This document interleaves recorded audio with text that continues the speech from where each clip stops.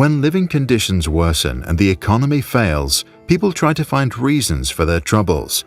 This is when political extremists can become popular, as they blame certain groups of people and promise that by getting rid of them, society's problems will go away. This can lead to the deliberate elimination of those who are different because of their race, religion, sexuality, or disability, a phenomenon known as genocide.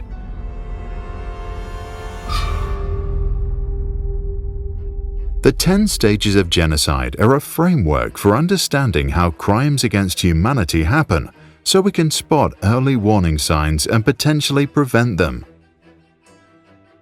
Stage 1 is classification. Extremists divide people into separate groups based on their different characteristics. This often happens to create an us versus them mentality or to find someone to blame for social problems. The second stage is symbolization. This involves assigning symbols or names to members of the other group. The goal here is to split the society and make it clear who belongs to who. Third is discrimination. The dominant group uses its power to deny others certain rights or privileges. Particular new laws may limit the freedom of the marginalized ones. Instances of bullying increase and the societal divide widens. Fourth is dehumanization. The targeted group is portrayed as less than human, often compared to animals or diseases. Stripping away the human qualities of a person makes it easier to justify violence against them. Fifth is organization. This stage can involve violent mobs that are tolerated by the ruling class, or even the creation of state-sponsored militias. In some instances, perpetrators now carefully start to plan the next steps of the genocide. Sixth is polarization. Extremists now demonize the targeted group and try to fully divide society by demanding that everyone must take a side. Moderators who want to reduce the tensions are often identified as enemies and silenced. Seventh is preparation. The criminals now plan for mass murder. They may identify victims by name or number, find where they live, and acquire weapons or build facilities to aid their efforts.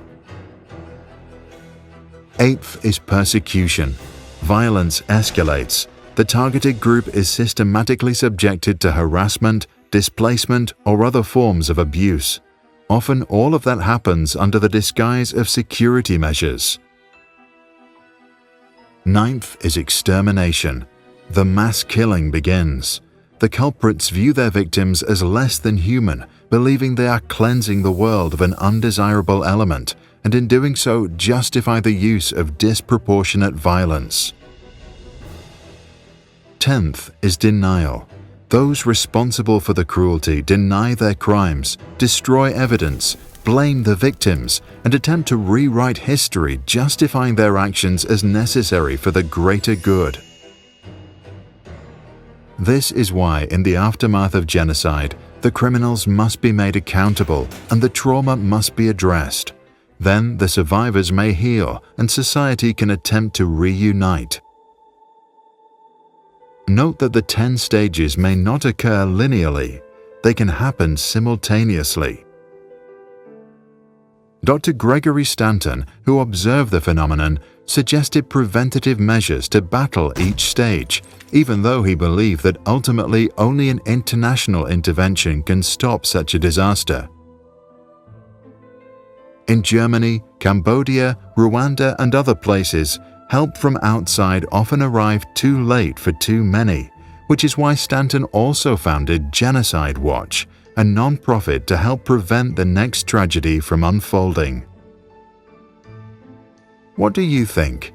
Is knowledge enough to prevent genocidal events? And if not, what other measures can we take to avoid the next human catastrophe? Share your thoughts in the comments below.